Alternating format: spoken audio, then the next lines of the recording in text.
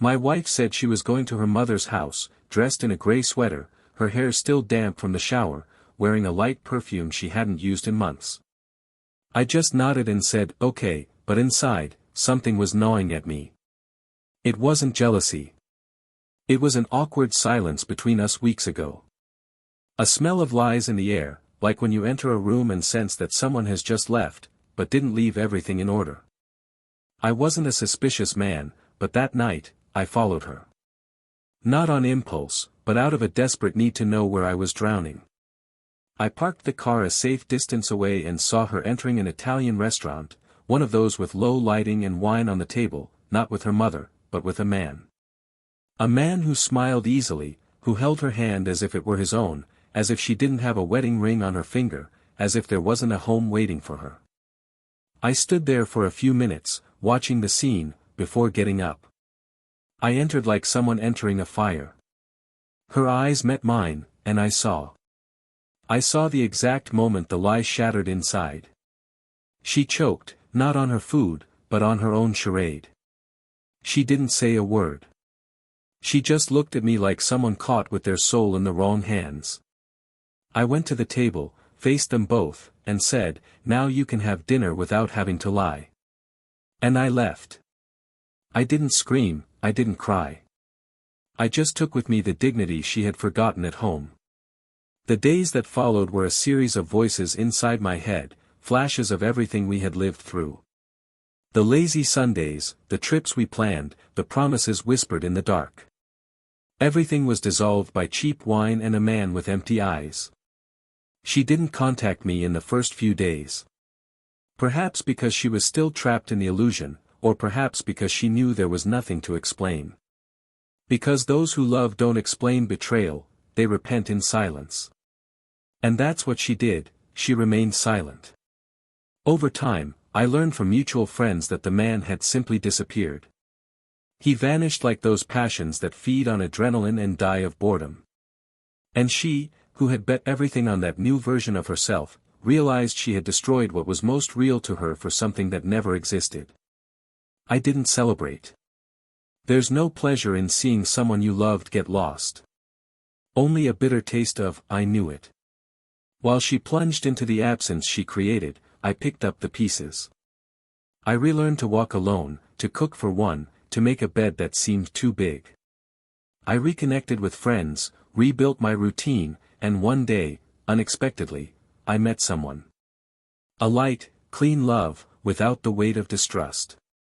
Someone who looked at me as if every detail of me was enough. Years passed. And she reappeared. Knocking on my door with the sunken eyes of someone who hasn't slept well, with the trembling voice of someone rehearsing forgiveness in front of the mirror. She said she was wrong. That she regretted it. That she lost me and only then understood what true love was. She cried. She apologized through tears. And I forgave her. Not to reconcile, not to return to what we were, but to end what she began to destroy that night. Forgiveness was my final point. She moved on with the echo of her choices, with the ghosts of what could have been. I moved on with the peace that was reborn in the place where resentment had taken up residence. But what no one saw, what no one knew, was what came after. Because there's a part of the story that remains silent. True love, when betrayed, doesn't die completely. It agonizes in memories, in smells, in dreams that insist on returning. And it was in one of those dreams that I understood what she went through, not out of pity, but out of emotional justice. Because no one betrays without leaving parts of themselves behind. And no one is betrayed without carrying a scar where trust once resided. She wakes up every night with the same dream. Me, smiling. Me, playing a song on the old guitar in the living room. Me, telling her I love her. But when she reaches out her hand, I disappear. She wakes up alone. Her pillow is wet. Her chest is full of longing for what she herself destroyed. And the cruelest part of regret is that it never comes when there's still time. It always arrives too late. It always brings memories, but never returns my presence. Sometimes she looks for me on social media, sees my photos with my new partner, with the son she never had with me, with smiles she doesn't know. In silence, she observes a life that could have been hers. But it isn't. And it never will be again. And even forgiven, she carries the punishment, knowing she was truly loved, knowing she had everything, and threw it all away. For nothing. For a man who disappeared. For a lie she doesn't even believe anymore. And if someone asks what hurts most about betrayal, I'll say, it's not the act itself. It's what it kills. It's the silence that follows. It's the cold room. The empty toothbrush. The unpaired mug. It's the absence where routine once resided. It's the memory of the scent, the voice, the laughter. It's the embrace that will never be yours again. It's the love that doesn't return. Because true love, once betrayed, may forgive, but it will never be the same. And that's where the punishment lies. Not for the one who was betrayed, but for the one who lost that love. She tried to call me a few days ago. I didn't answer. Not because I hold a grudge. But because I'm not that man anymore. And she's not my wife anymore. We were something beautiful, until we weren't. And sometimes, the cruelest thing in life is that you only realize the value of love after it's turned into longing. But what she doesn't know yet, is what happened after our last meeting. What I saw, what I discovered, what she could never imagine. And that's where this story really begins. Welcome to the channel. Here, we do not support, never, any kind of betrayal. The stories you're going to hear are fictional, however, they carry profound emotional truths. Our purpose is clear, to show how betrayal destroys homes, corrodes feelings, and leaves scars that time cannot erase. Get ready to dive into another story, intense, realistic, and shocking. Take a deep breath. What you are about to hear, it can change the way you see love. Noah and Emily met on an ordinary late afternoon in a modest cafe where time seemed to slow down. He had an open book, more to mask his loneliness than out of genuine interest in reading, and she rushed in, as if seeking refuge from a life that rushed by too quickly. Their first glance was shy, without declared intentions, but there was a mutual, almost silent, gentleness that seemed to suspend the atmosphere for a few seconds. They spoke little that day, just enough for him to notice how her eyes lingered half a second longer than necessary before looking away and how she bit her lower lip when she laughed. Emily had a kind of presence that lingered even after she was gone, like the soft perfume of someone who had passed through the room. Noah, on the other hand, was the kind of man who didn't need many words to make himself understood. His gaze carried a rare calmness, the kind that can't be bought, only lived. The following months were filled with late-night calls, unexpected messages, trips to the market that ended in long walks hand in hand, and weekends on the sofa, discovering new films and old feelings together. There was a simple but profoundly meaningful routine between them. Noah was an architect, detail-oriented, patient, meticulous even in the way he folded the bedsheets. Emily worked with photography, and perhaps because of that, she had a trained eye for details that no one else saw. A button out of place, the curve of Noah's smile before reaching his eyes, the way he tapped his foot when he was concentrating. Between them there was an almost organic balance. She was impulsive, he was thoughtful. She was intense, he was constant. But there was one thing in common, both sought peace. Peace in love, in everyday life, in the way they were seen and loved. The apartment where they lived together was an extension of themselves. The living room wall was covered with photos taken by Emily, many of them capturing everyday moments she insisted on immortalizing, and almost all the furniture was designed by Noah. It was as if the space spoke the language of their relationship, with neutral colors, touches of wood, and soft lights hung in strategic spots, always giving a feeling of warmth and comfort. Their life together was built on small acts of kindness, notes left in the morning, coffee in bed on Sundays, silent hugs at the end of a tiring day. There were no grand events, but there was consistency. Emily used to say that it was her safe place, and Noah believed, without reservation, that he had found there the kind of love that didn't demand proof, only presence. Friends said they were the ideal couple, the rare kind that inspires and awakens a forgotten faith in lasting love. It was common for someone to get emotional during a conversation with them, seeing the way they looked at each other, how they listened to each other, how they touched each other even in silence. They had plans, dreams woven together calmly, a house in the countryside in a few years, a trip to Tuscany, perhaps a child, but without haste. Both grew up in families that had more shouting than hugs and wanted, above all, to create a home where tranquility was a habit, not an achievement. But, like all true love, there's also its gray days. Arguments weren't frequent, but when they happened, they left marks that took a long time to fade. Emily, with her emotional intensity, sometimes demanded more than she could offer, and Noah, with his almost cold serenity at times, kept everything inside, as if believing that avoiding conflict is the same as preserving peace. It was during one of these silent phases between them that the first cracks began to form, small, almost imperceptible, like scratches on the surface of a mirror. He was more tired, immersed in office projects, and she was more restless, feeling invisible amidst the routine she once called home. Even so, there was love. The kind of love that doesn't give up easily, that wakes up every day trying to be better, even when the other person doesn't notice. Noah was the type who brought flowers without a set date, and Emily continued to capture his gestures with her sensitive lens. Sundays were still sacred, with pancakes, soft jazz on the record player, and conversations that lasted until afternoon turned into night. There was laughter, there was affection. But there was also the ghost of doubt, the one that enters through the crack in the window when trust begins to doze off. And he, although he never said it aloud, began to feel that something was changing. Small gestures from her that were once spontaneous became rarer. Her eyes, once full of sparkle, now frequently wandered to distant places. And even with all this, Noah never truly questioned it. Perhaps out of fear of the answer.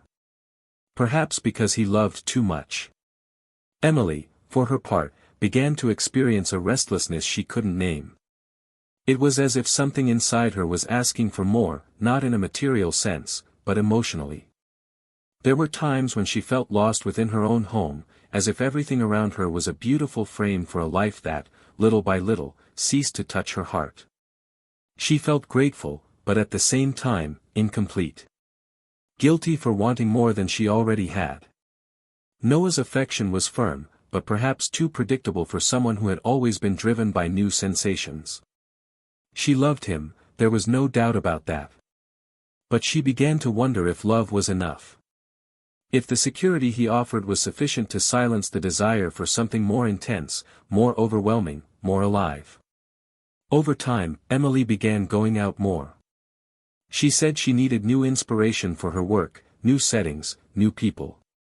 Noah encouraged her, even though he felt a strange tightness in his chest every time she dressed up more than usual. He never asked with whom, or where. He trusted her. He loved her. Perhaps he also wanted to avoid the pain of confirming a premonition. Deep down, he believed it was all a phase, that the love they had built would survive the silent distance that grew between them. And Emily, torn between gratitude and restlessness, between serene love and the desire for something she didn't even understand, kept returning home. But something inside her no longer returned. The scene seemed too perfect to be tragic. The house remained clean, the coffee was still served, the kisses still happened, but with a haste that betrayed absence. And no one noticed when the touch became customary, when the gaze became habit, when the embrace became a formality. The routine, once built with love, began to serve as a hiding place for what neither of them dared to say. And so it was, without storms, without screams, without warning signs, that their love began to seep through the cracks of time. There were nights when Noah would wake up and reach across the bed, just to confirm she was still there. And she was. But something about her body said otherwise. The way she slept on her back, how she no longer sought his feet for warmth, how she avoided any touch beyond obligation. And he, always respectful, never forced his presence. He simply waited. Like someone watching a flower wither and lacking the courage to cut the branch. And Emily, even noticing the emptiness that was beginning to fill the spaces of their relationship, pretended not to notice. It was easier that way. To stick to the script. To continue being the admired couple. To smile for photos. To hug in front of others. To pretend nothing had changed. But inside, everything was already different. What no one knew is that silence sometimes screams. And absence can reside in the same place as love. Only, while one grows, the other fades. And in that home where music once filled the air, now only the sound of time passing could be heard. Slow. Dragging. And with it, something greater was being taken away. Something that neither of them had the courage to hold on to tightly. What Emily didn't yet know, was that this distance, which at that moment seemed like just a phase, would be the beginning of a scar she would carry for the rest of her life. Because what was about to happen wouldn't just destroy the relationship, it would destroy everything she believed herself to be. And when she finally understood what she had lost, it would be too late. It was on a Friday night that the silence in the house became unbearable. Noah arrived later than usual, his body tired, but his heart restless.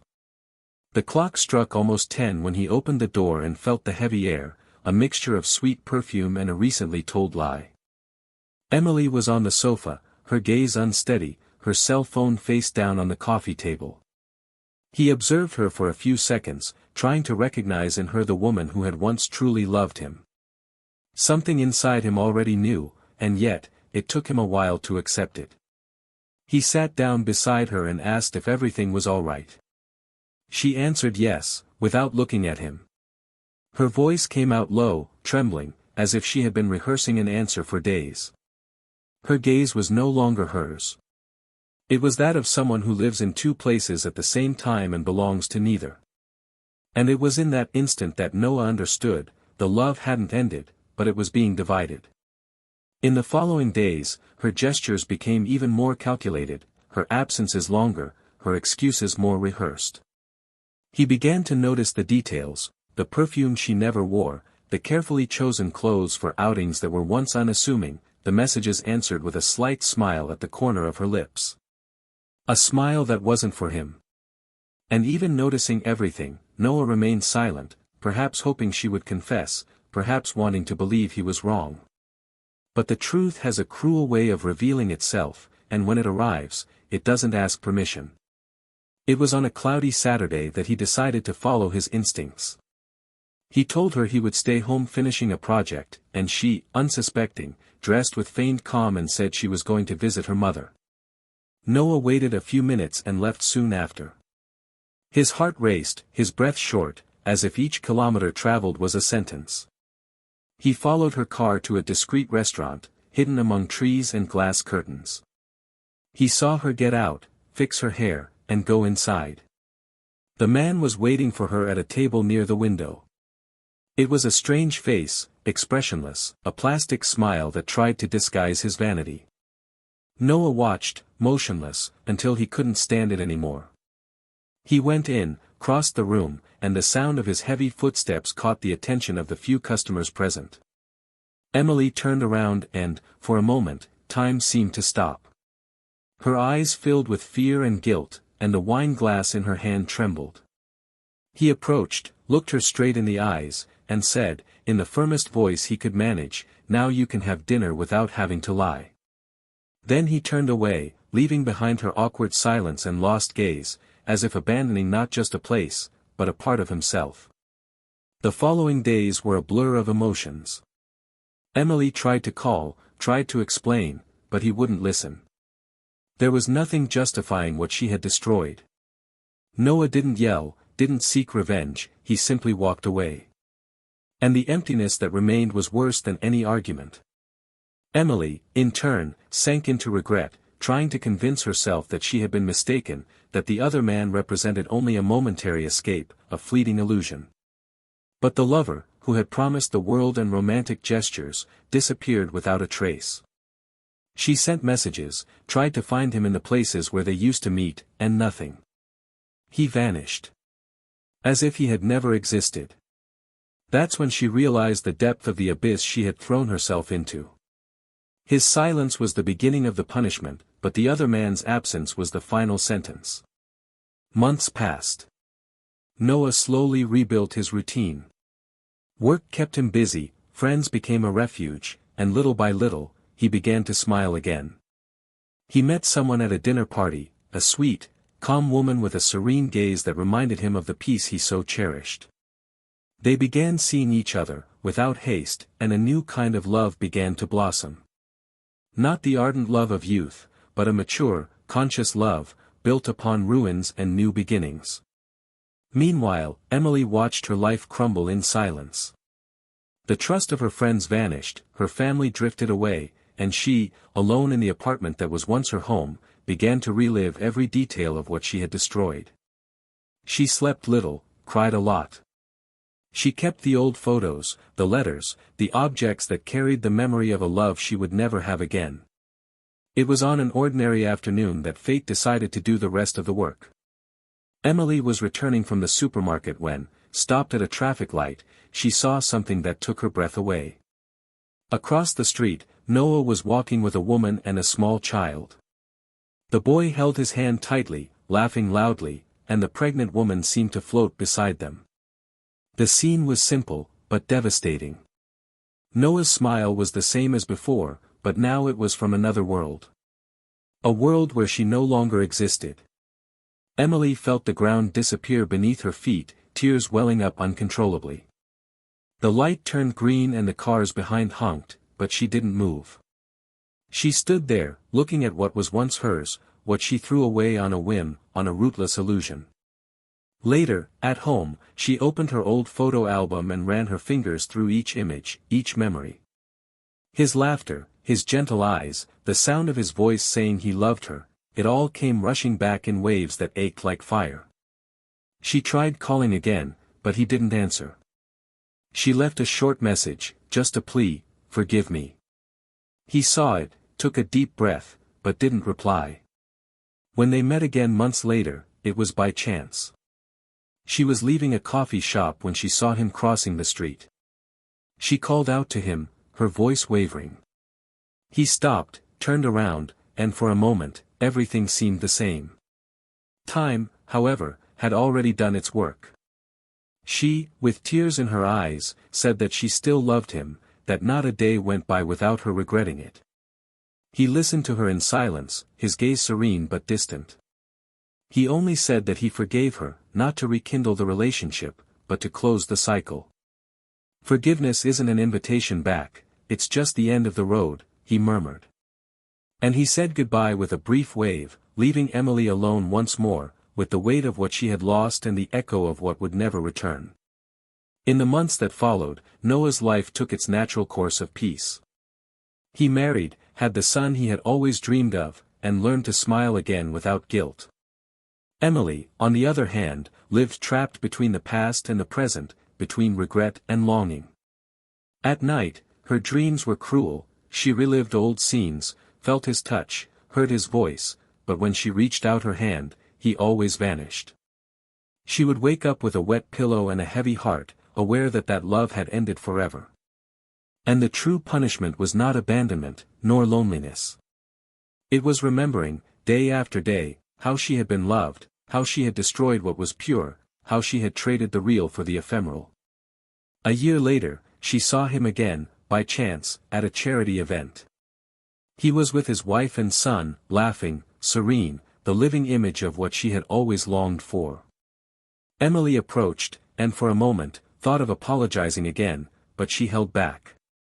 She watched from afar as his wife hugged him, and the boy climbed onto her shoulders, giggling. It was then that she understood the true meaning of regret. It is watching the happiness you destroyed bloom in another garden. Emily walked away, with silent tears, and for the first time, admitted to herself that she would never again be loved in that way. The secret of the story wasn't just betrayal.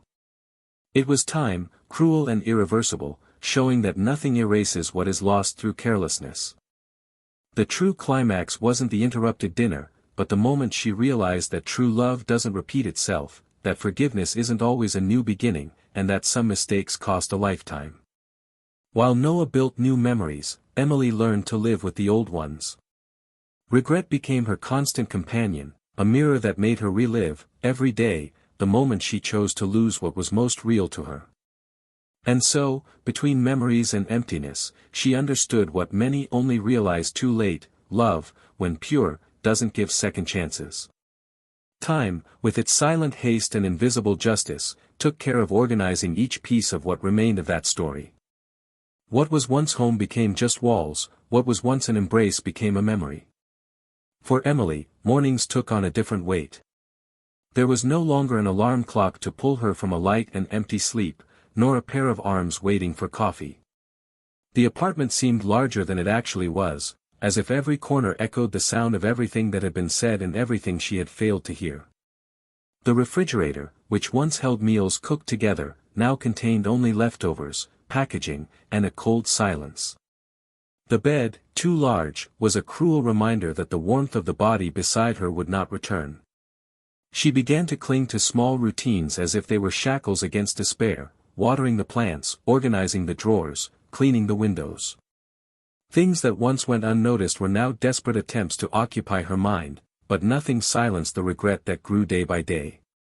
Noah, on the other hand, continued building a new life. There was no rush, but there was peace. The woman he became involved with later brought a different kind of love, gentler, without the weight of broken promises. Together, they built a house on a quiet street, where the sound of the trees in the wind was more frequent than the sound of arguments. Their young son liked to lie on his father's chest to listen to stories before bed, and every time Noah looked at him, he felt the weight of the pain he had lived through being replaced by something stronger: gratitude.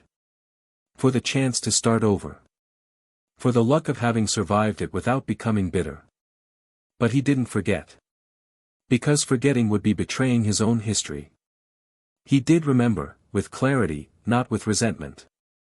He remembered how betrayed he felt, the nights he wondered where he had gone wrong, the times he sought in her a love that was no longer there.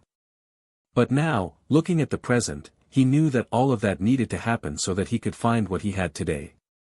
Not ideal love, but possible love, built on respect, truth, and presence. Years passed. Emily tried to move on, but nothing fit. She went out with new people, tried to smile, feigned lightness, but always ended up comparing everything to what she had lost. No touch was the same, no conversation flowed the same way. She realized that what she sought in others wasn't love, it was a way to forget the love she had destroyed.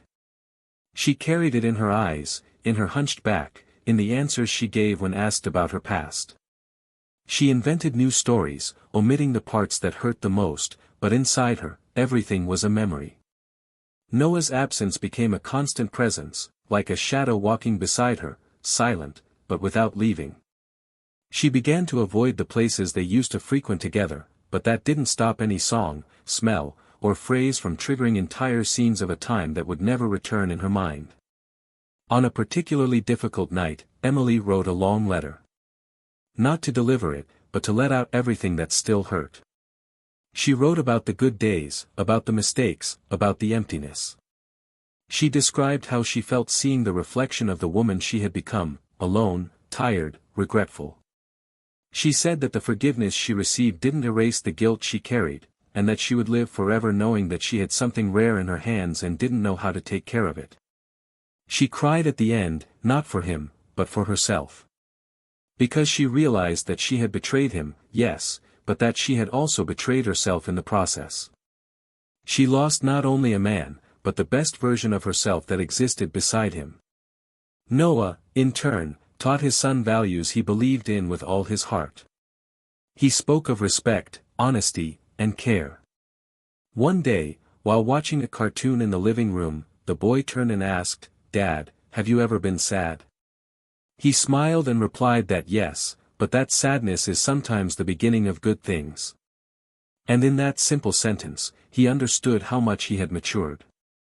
There was no longer pain, only the memory that, even with everything, he was faithful to what he felt. He never betrayed, never lied, never stopped loving, even when it hurt. Emily met Noah one last time. It was a mutual friend's wedding. He was with his wife and son, and she was alone. They sat at different tables, but during the ceremony, they exchanged a brief glance. There was no anger there. There was only a silent acknowledgement that that story had ended. Later, in the reception hall, she approached to congratulate him on his family, and he thanked her kindly. They talked for a few minutes. She, visibly shaken, asked if he had forgotten everything. He replied that he hadn't, but that he had forgiven her. And he said, with his usual calm, that he hoped she could forgive herself someday too. She wanted to respond, but swallowed her words. She knew that nothing she said would change what was already a fact. He moved on, and she stayed. After that encounter, Emily never tried to contact him again. He lived a quiet life, taking care of himself as best he could. She never married, never had children. He tried new relationships, but they all failed.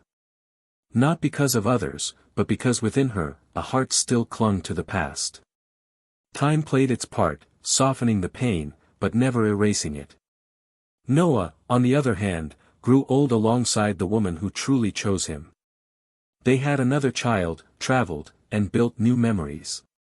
The pain of the past was replaced by well-deserved peace. He looked at the past with respect, but never with nostalgia. He knew that that story shaped him, but it didn't define him. If you've made it this far, it's because you felt every part of this story. Now, tell me, what would you have done in each of their places? Which part touched you the most? Comment below and share your opinion. Your perspective can help others who are going through something similar. And if this story moved you in any way, don't forget to subscribe to the channel to follow more impactful stories like this one. In the end, what this story teaches us is something simple, yet powerful. Betrayal doesn't just destroy relationships, it corrodes what is most beautiful in people: trust, respect, admiration. When someone chooses to betray, they are not just exchanging partners, they are exchanging an entire history for a moment. And what is lost is often lost forever. Love demands presence, truth, and courage. And when these three things break, it's not always possible to rebuild. Therefore, take care of those who love you, value those who are by your side, and above all, be loyal, not only to the other person, but to yourself. Remember, on this channel, we do not support any kind of betrayal. Our goal is clear: to show the real consequences of wrong choices, so that you never forget that betrayal is not just a mistake, it's destruction.